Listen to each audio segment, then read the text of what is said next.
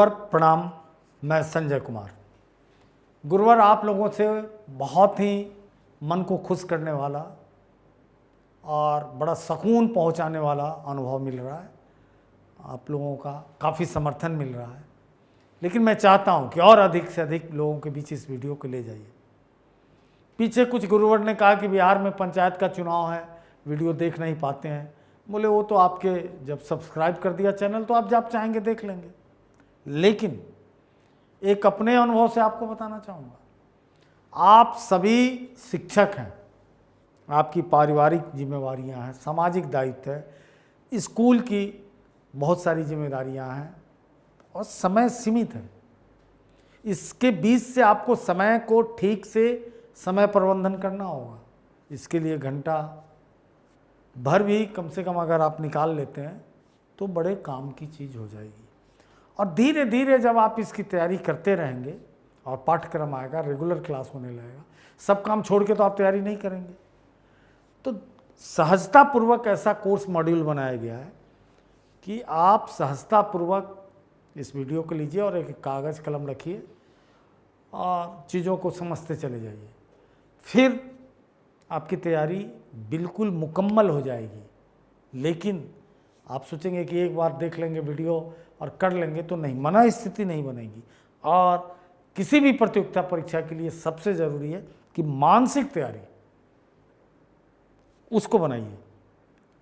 इसलिए बराबर आप नियमित इस कक्षा को अटेंड करें, बार बार सुने, लगाकर इसको देखें।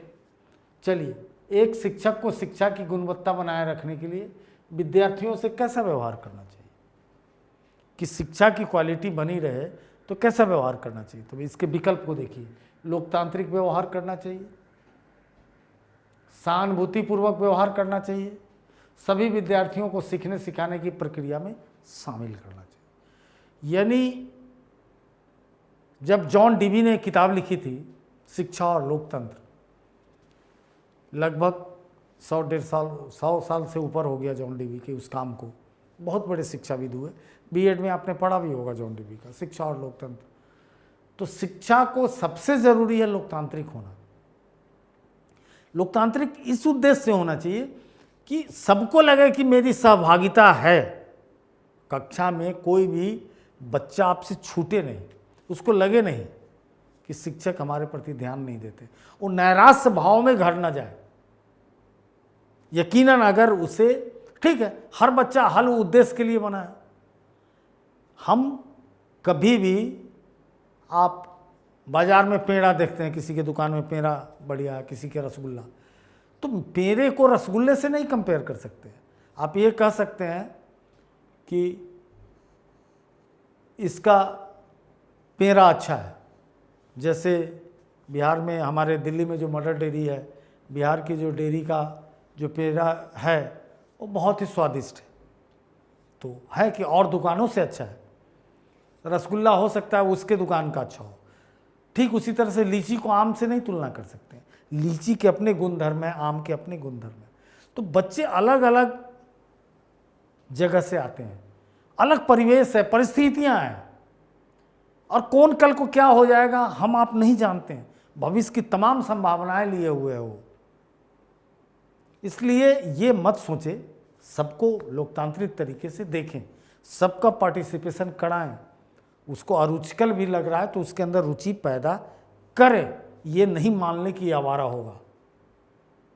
पीछे भी मैंने अमर्त्य सेन की कहानी सुनाई थी, नोबेल प्राइज विनर, और 37 बच्चे में 34वां स्थान उनका होता था। बल्कि हम लोग भी उसी कैटेगरी के ही आ सकते हैं कि बहुत तिस्मार खां नहीं था, लेकिन अभ्यास से, इच्छा शक्ति से, इंटरेस्ट का सब्जेक्ट मिलने के बाद बहुत डेवलप कर गया, शून्य से शिखर पर पहुंचा दिया। तो कब किसमें अपनी रुचि जग जाए कोई नहीं जानता है। तो लोकतांत्रिक व्यवहार करना चाहिए, सहानुभूतिपूर्वक व्यवहार होना चाहिए हर बच्चे के साथ। सभी विद्यार्थियों को सीखने और सिखाने की प्रक्रिया में इन्वॉल्व कीजिए, अपने आप उसका सर्वांगीण विकास हो जाएगा। जहाँ किसी भी आपके ढंग से, आपके स्तर पे अगर शॉर्टिंग हुई, छांट छटैयल हुई, या आप कोई चीज़ पूर्वकल्पित करके किए तो बहुत बड़ा नुकसान समाज का होगा, मानवता का होगा, देश का तो होगा ही। कौन सा विद्यालय स्वयं राज्य के द्वारा संचालित होता है और उनके पूरे व्यय का वहन सरकार करती है? किस कैटेगरी का? आपने पीछे देखा कि बहुत कैटेगरी का मैंने विद्यालय बताया। तो इसके अंतर्गत विकल्प है राजकीय विद्यालय, विकल्प है केंद्रीय विद्यालय, विकल्प है नवोदय विद्यालय। ये सब 100% गवर्नमेंट द्वारा कंडक्टेड ऑर्गेनाइज विद्यालय हैं। विद्वानों के अनुसार प्रभावी शैक्षिक विकास के लिए देश के सकल घरेलू उत्पाद का कितना प्रतिशत लगना चाहिए? यानी सकल घरेलू उत्पाद, जीडीपी नाम सुना है, कितना शिक्षा पे खर्च होना चाहिए, जिसकी हालत अभी ठीक नहीं है। कम से कम 6% देश के जीडीपी का शिक्षा पे जरूर होना चाहिए। हाँ, चूँकि हम गरीब देश हैं, विकासशील देश हैं इसलिए, लेकिन अगर 6% से कम होता है, जो अभी हो रहा है, अभी 4 भी हम नहीं कर रहे हैं, तो शिक्षा की हालत दयनीय रहेगी।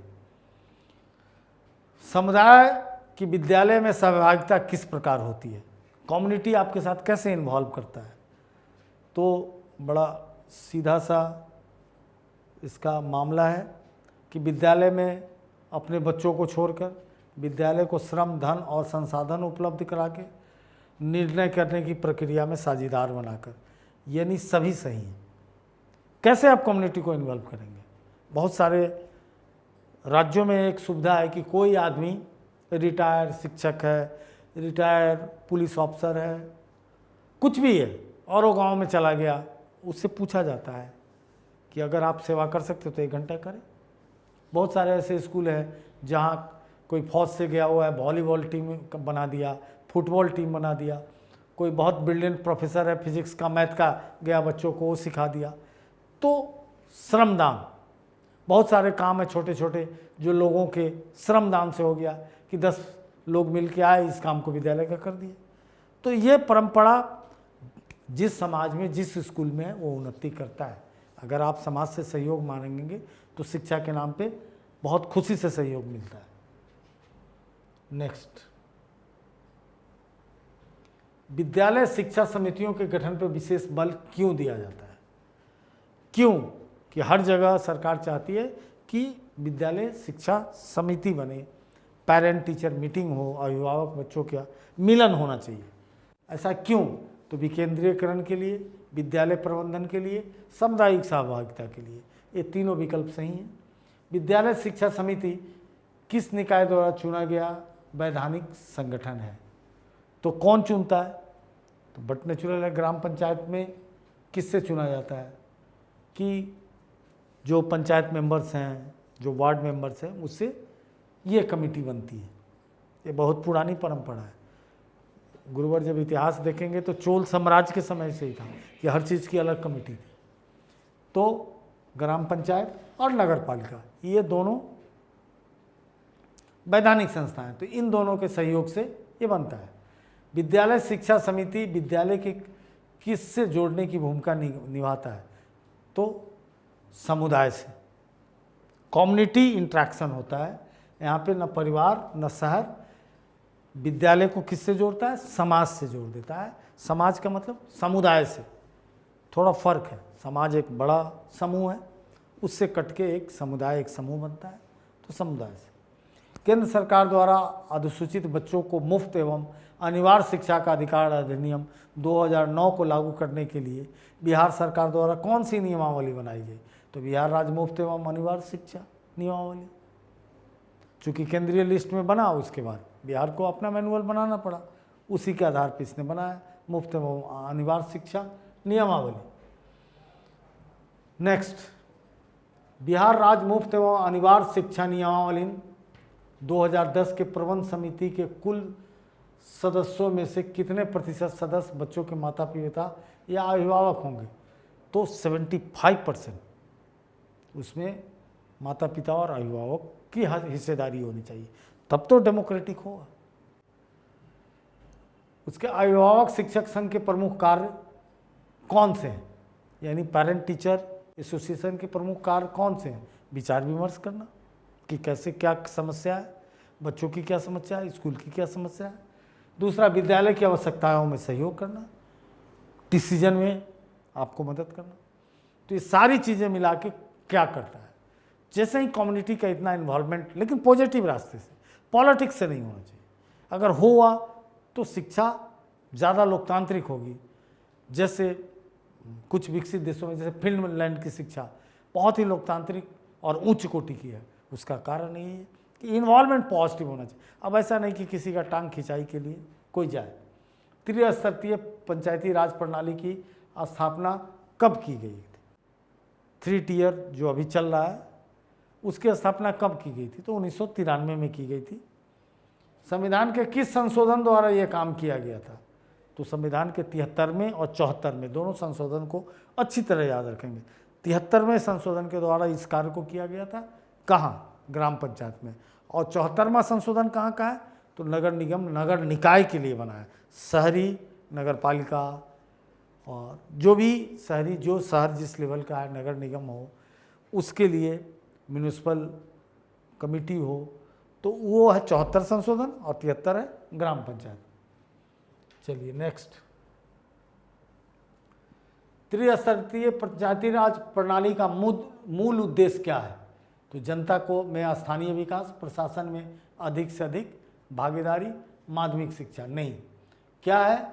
तो जनता को स्थानीय विकास से जोड़ना और प्रशासन में अधिक से अधिक भागीदारी देना। ये गांधी जी का संकल्प था कि ग्राम स्वराज, गाँव से पहले आज़ादी उठनी चाहिए। गांव जब तक स्वतंत्र नहीं होंगे हमारे, तब तक इस देश का विकास नहीं होगा। ये गांधीयन थॉट है, इसलिए आप इस बात को सदैव याद रखें। पंचायती राज का आधार क्या है? पूरकता का सिद्धांत। क्या है पूरकता का सिद्धांत? ग्राम शिक्षा समिति, आंगनवाड़ी, इसमें से कोई नहीं। पूरकता का सिद्धांत। पंचायती राज का आधार क्या है? पूरकता। पूरकता क्या है? कि हम एक दूसरे को कंप्लीमेंट करते हैं, हम एक दूसरे से के पूरक बनते हैं, हम सप्लीमेंट करते हैं, हम सहयोग करते हैं। यानी उसके बिना ये गठजोड़ संभव ही नहीं है।